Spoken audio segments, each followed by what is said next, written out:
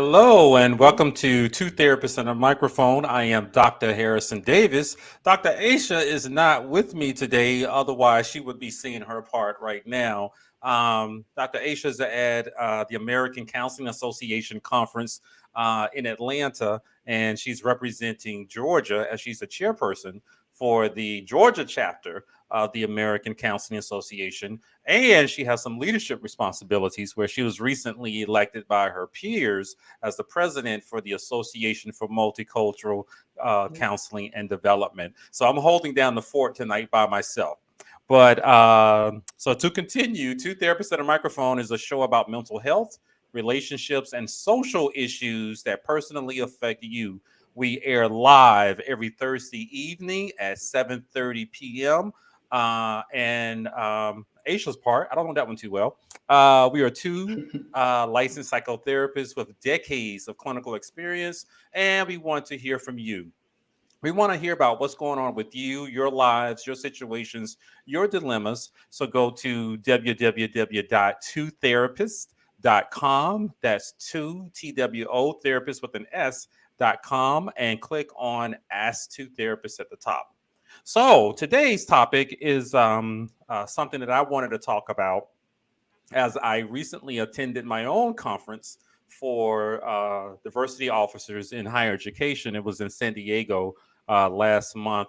And there was a term that I heard over and over and over again, and that was anti-racist activist. And I was intrigued by that term. It was new to me. But as I learned about the concepts and the ideas, I was beginning to conclude, I think I'm an anti-racist activist, and it's quite different from other things. So I found a guest whose expertise is in that particular topic. So let me welcome Brittany Works. She's a licensed clinical social worker, founder and executive director of Matters of Our Mind, LLC, and serves as a consultant for educators, nonprofit organizations, and community to address structural racism, understand the impact of trauma and implicit bias in the workplace, and provide evidence-based models that promote trauma-informed care and culturally specific strategies to enhance agency mission. As a former mental health therapist in the Georgia prison system and serving as a former supervisor for a community-based mental health team in metropolitan Atlanta, Brittany understands the impact of systemic racism and trauma on Black life and believes that balanced historical perspective coupled with evidence-based practices create individuals qualified to impact outcomes in their communities and places of business. Brittany holds a Bachelor of Social Work from Oakwood University and an MSW from Clark Atlanta University. And she's also been recognized for exceptional leadership and commitment to her community. Brittany, Yes. Welcome to the show.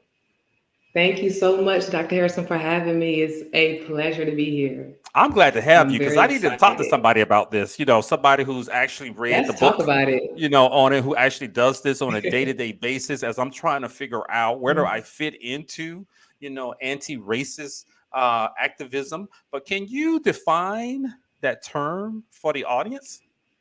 Absolutely. It's really simple. Anti-racism activism is really, anti-racism is the act of really intentionally identifying racism and seeking to change policies, behaviors, and even mindsets about racism and what that looks like for us in our various settings and Gotcha. environments as well. So it sounds like it requires a lot of you sometimes. Now, a term we were talking about this earlier that I'm familiar with, being a counselor and attending counseling conferences, and it was a big push for social justice advocates that are Right. out there, and I think I was one.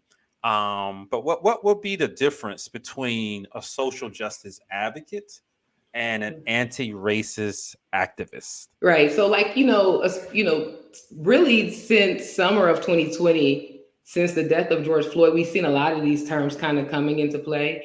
And when Yeah. I think of a social justice activist, that would be someone who is seeking, social justice in various aspects, and that can include anti-racism because that is one area of social justice. But social justice can lend itself to so many other areas. It can lend itself to LGBT rights. It can lend itself to, The feminism poor. and rights as it regards, patriarchy and sexism. So it has a very large lens, but ultimately, social justice is seeking to, provide equity and social justice for all individuals. And then when you're looking at anti-racism, it's specifically saying, okay, we want to focus on this, I guess, subset of social justice, if you will, and Okay. look at what that means for the Black and white issue in our country. It's looking at what racism is, how it impacts the policies in our work, how it impacts us as individuals, how it impacts our minds and our mental health. So it encompasses specifically looking at racism. And to define just the word anti-racism more specifically, is really seeking to undo, whiteness, and making sure that we are not promoting any policies or ideas that promote white as better, or Gotcha. that seek to look at African Americans as, superior. And that can look in like different things. Yeah, as I was doing some research, I was realizing, there's nothing wrong with being a social justice advocate. You're Right. promoting fairness, on a number of levels, and you named several of them, and sometimes, I saw that some of my colleagues would post messages on social media, sometimes they were encourage people to write a letter, to a politician, and I'm all for that, but I Right. just remember when I heard about anti-racist activism. Wow, did it fit me like a glove? Because Right. it appears to require you to do more than promote. That's to and also go out there and do something to inspire change. If you're passionate about that, particularly Black folks, like I Right. am, in our spaces and our condition in our communities, it requires us to go out there and actually do something besides post a cute little statement, Right. on social Absolutely. media. You got to get out there and hold a sign sometimes, Mhm. or you got to confront somebody. So those are elements of anti-racist activism that I really enjoy. And I was glad to find out about it because it seems to be for a warrior.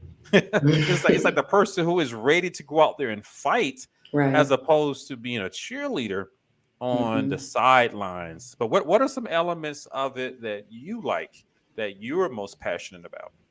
You know, when I look at the work of anti-racism, what I'm passionate about is, I love the work of getting out into the community and Action seeking, oriented. I love the action oriented piece. I do. And I really was able to be involved in that during the summer of 2020, especially here in Atlanta. There was, you're, so there was a lot going on. We had a lot going on. But the other part that I love about anti-racism work is how personal it is to Black people, particularly as it relates to our healing, Yep, and it's how, about us. yeah, it's about us. And when we look at anti racism, it's a broad term, and a lot of times we see it like on this organizational or like big policy political level. But anti-racism is undoing the internalized racism that we've taken in as well. So many of us in our community, we have internalized so much racist ideology, whether it's through our belief systems about Black women, whether it's through what we believe and propagate about Black men, whether it's about, there's so many errors in our community that we've experienced. For example, the crack error, which was a very intentional design, but we have an entire community who's been impacted by it still generationally. Yep. And so it's taken the time to identify it and work through it. And I think that that's one of my favorite things So for it sure. sounds like anti-racism activism involves dismantling Hmm. some systems, and some behaviors, some policies. It also sounds like it is fueled by some theories that are out there. What are some theories that are contributing to anti-racism activism? That to anti-racism activism. Yeah, some theories that are about society and the structure that we live in, the Ah, social yes, structure that we live in. absolutely. So anti-racism believes that our country, at its core, has racism woven into the fabric of our nation in Hmm. every aspect of our Hmm. country. And so, you know, that theory, that, even more so fact, um, anti-racism looks to undo that and to understand how racism has intersected itself into so many areas of our lives, personally and professionally as well. Yeah. So it requires us to educate ourselves. If Absolutely. you haven't been educated Absolutely. about our history, Hmm. that some people are trying to put up a smokescreen and make us believe something different, and Yeah. realize some realities about the founding of this country, how we got here, number Right. one, and why we're not in the same place as other people who came voluntarily. So it sounds like anti-racist activism requires us to have a critical lens, looking at our history and a number of things that are in place. But Very. that would make a few people uncomfortable, and it is making people Oh yeah. uncomfortable, to have us talk about some realities. We could just go back over the last 40, 50 years and some policies Hmm. that are out there. But I'm glad to hear that it requires us to learn, because that ignorance, can really make us make some poor decisions that Absolutely. are out there. Is it easy for you to encourage people to educate themselves about realities or history, or to Um, encourage, or for you to provide that information to them? How easy is that for you?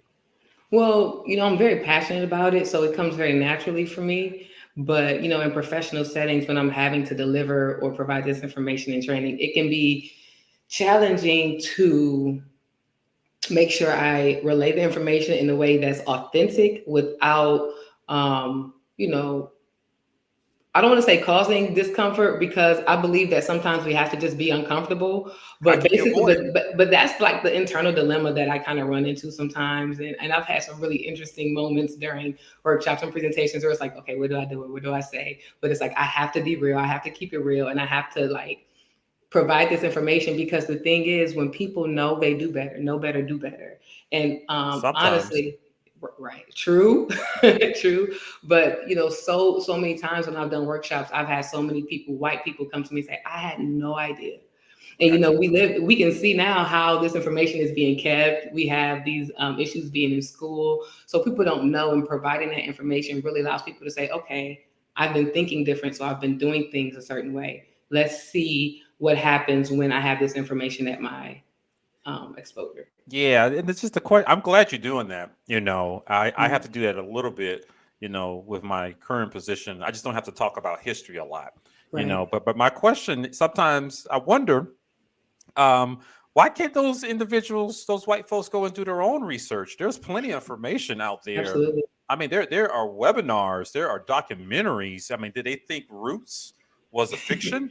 Right. How do you feel when you have to come against people who are having a hard time believing, or for the first time realizing the impact of slavery and Jim Crow laws? What is that like for you when you interact with a person like that? I'm gonna be honest, that's been a journey for me. Because of our just frankly egregious history in this country, is very difficult to be gracious.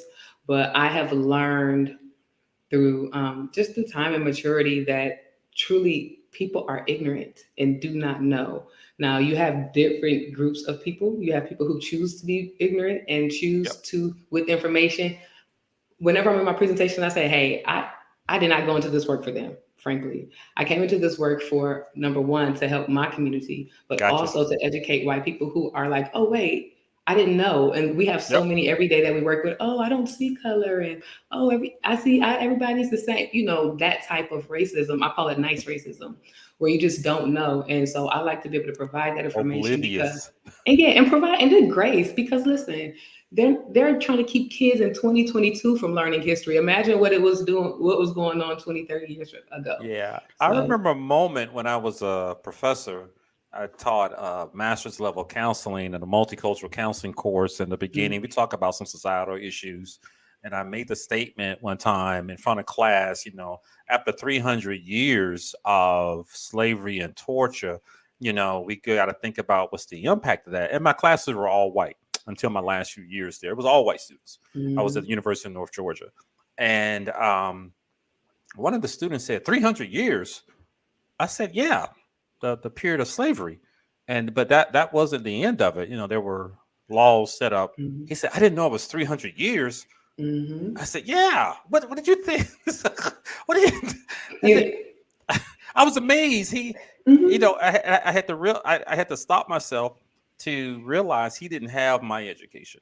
Right. He didn't grow up in my community. He didn't have my parents. Mhm. I was privileged to grow up in a black neighborhood and went to all black Right. schools K through 12, where I learned a great deal of black history. But Absolutely. I knew more about black history than I did US history when I went to college.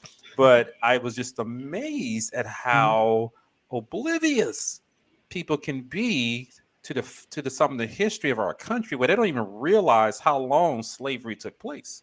And the thing is, the powers that be do not, they're not projecting the appropriate narrative.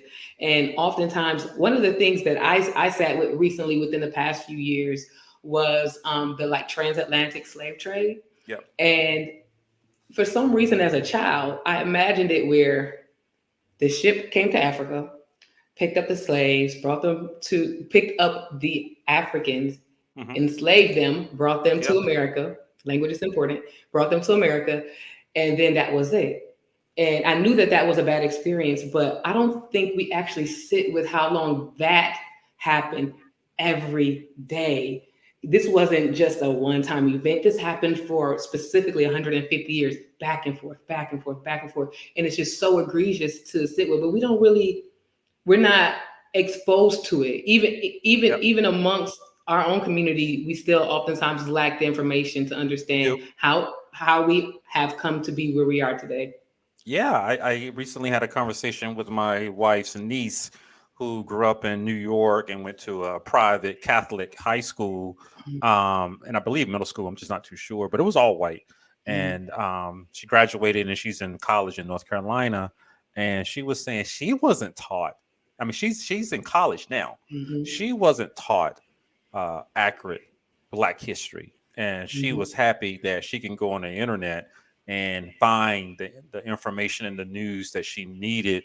And so even Black folks sometimes, and we have some politicians who are trying to stop us from Right. knowing our own history that's out there. But it keeps you dumb, Mm-hmm. and it doesn't stir up passion in you when you realize things are going on that impact you and your community. And Right. sometimes And those you individuals will criticize the Black folks before they criticize the other people. and you have to really stop and think, why is this information not out? Why are politicians going to such great extents to keep this information from us? Something as simple as understanding slavery and policies that are right there, going through those lists to keep it from us. There's a reason for that. Gotcha. So how does this look for the average Black person, to become anti-racist activists? What does that Hmm. really look like? Break that down for some of the listeners who are watching, in case they're wondering, what the hell are they talking about? Right. Or I might be one. Can you tell us, Right. what does it look like on a Right. You day-to-day might basis? already be one, right? Yep. So, Yep. it looks like in different ways. For me, it I have a job doing this. I go out, I do this work. And for someone else, they may want to get involved in their community and look at policies in their within their city council and going to those meetings and looking at ways to provide equitable services for their own community. Or it could be even more personal, as simply as sitting down with their own family and looking at the generational traumas that have occurred and saying, okay, listen, we have some healing to do. Because the reality is, within our community, the Black community, we have such complex intergenerational trauma, which is directly related to policies that have impacted us for generations. And Yeah. so that is the work of anti-racism, sitting down with your son and I have a Yep. 10-year-old, and explaining, baby, this is your history. This is Yep. who you are. This is what society says you are. These Yep. are the messages you're going to receive, but this is who you are. And we correcting that. That's anti-racism, because all of those messages, for example, the stereotypes about Black men, we know what they are. Hmm. It could be violent, over sexualized stuff, all those things. That News reminds all us every day. every day, that all of those stereotypes are directly related to racist ideology that has been perpetuated by white dominant groups for the purposes, almost always for their own economic gain in some reason, but it has affected us. And when we are able to sit with that in our own families, in our own communities, it's powerful, it's healing, and it's restorative. Hmm. Yeah, yeah, because I can see myself in all of that, even with my, I have an 11, 12-year-old daughter Right. now, and I've had to have had conversations with her, especially after George Floyd. Hmm. And it was just, we just couldn't hide it from her, and she found the video on her phone. And then, for the first time, talking about some realities that are out there that are not pretty. Right. I liked for her to Absolutely. stay innocent. I think she was like 9 or 10 at the time. I wanted her to Hmm. stay innocent, and everyone, the world is fun, and all her friends. It doesn't matter what they look like, But there's some realities out there, and I had to do it, And I Absolutely. remember what my dad told me, growing up in a black neighborhood. He came from a small black town, throughout the 50s and 60s, and it was some harsh words that I heard, and I remember telling myself, I don't want to do that, but there I was cleaning up some of the language, Hmm. but sharing some of the same information. But it can be tough, you Very know, tough. telling a child your experience with the world might change real soon, Real and soon. here's how it's going to look.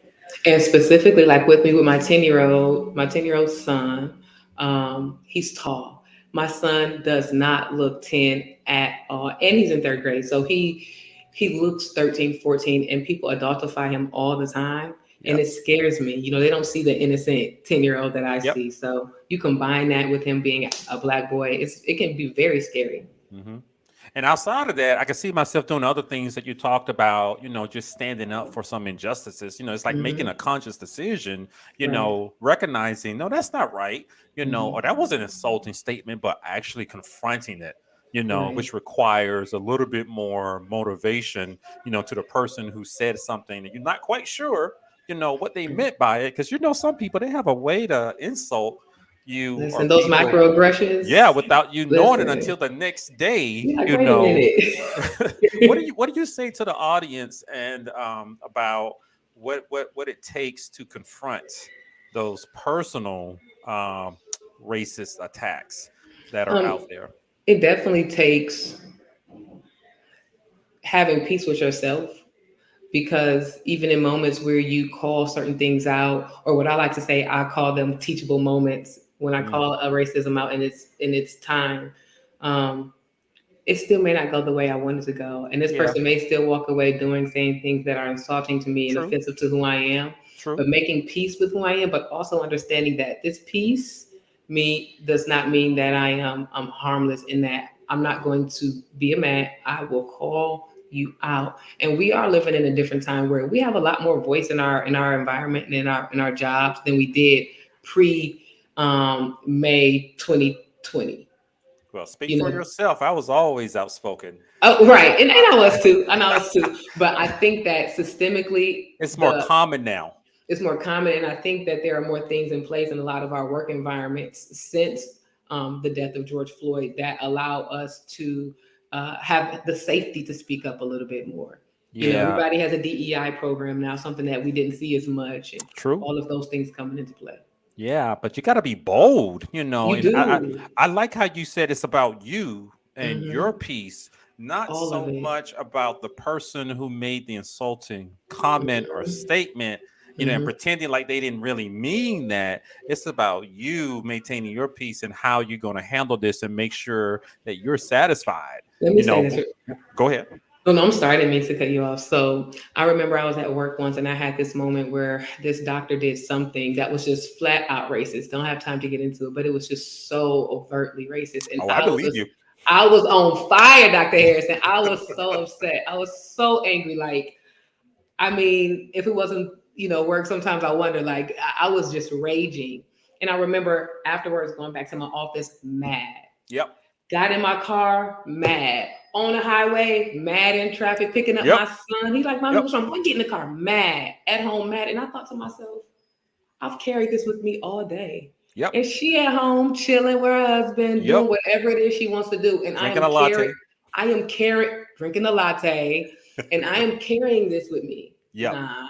And not only that, but it affects our body. We know what that does when we hold it in. So Yep. I said, I don't want that to be me. So I'm gonna make it about Yeah, peace. yeah, you have to, and I'm glad you mentioned that. Because I think I've been doing this work for a long time. I can remember Hmm. being in grad school 25 years ago, the only black student in the doc program, and then another white student made the comment that I was there because of some diversity initiatives, and I remember at that moment saying to myself, like it was last week, you're not going to get away with that. And I had to let him know what I brought to the table. And coincidentally, I had higher GRE scores than he had. Coincidentally, I was already licensed, and he wasn't. Right. Coincidentally, I had an extra degree than he had. Mhm. So you have to make a decision, like you said. How am I going to walk away from this? Am I going to be proud of myself? And Right. sometimes I just can't let them walk away and feel Mm-mm. good because I'm 'Cause not I going to need my be peace. I'm not going to be disrupted, It's about my peace. That's right. or I'm not going to be the only one disrupted. But there is a cost to it, and sometimes we have to be prepared for that. Right. So, Brittany Works, I have enjoyed having you here. Are Thank you there so any much. final words you want to say to the audience? I just want to encourage everyone to continue the work of anti-racism, even if you feel like it may not be for you, black or white. It's a specific work for each of us to do, especially for Black folks to heal and to be mindful of how racism impacts us every day, our bodies and our families, and just do Absolutely. the work. I say do something. You got to do That's right. something, Do something. and that's what I decided to do a long time ago. I'm not here to make Hmm. other people feel comfortable, and happy about their insults. I'm going to call you out on it. There is a price to pay. I realize Absolutely. that also, but you have to be ready for it. But just like you mentioned, driving home and the next day you holding Hmm. that stuff, and they're at home chilling, and they're the ones who insulted you. You Don't know, sit you well with me. you got to make a decision on how you're going to handle that. So I like some of the ideas Absolutely. about anti-racist activism. What's the name of the book you can recommend to people? Um, By Kendi. Kendi, yeah, he has several. One stunt from the beginning, and then he has one called "How to Be an Anti-Racist." That's it. That's Yeah. it. That's one Mhm. that I just ordered on Amazon. So Yes. thank you, Brittany, for joining us. Can you tell the audience how can they contact you if they want Absolutely. to So, continue this discussion? absolutely. I have an Instagram page, and it is called Healing, HeaLing, the letter N, chilling, ChILLING. So, Healing and Chilling. You can find me on Instagram, and we All can right, discuss things check back and that forth. out. If you guys want to talk to Brittany Works, again, you guys are listening and watching Two Therapists on the Microphone. You can catch us here every Thursday evening at 7:30 p.m. Mhm. That's live on Facebook, YouTube, and Twitter. We will see you guys next week. Thank you.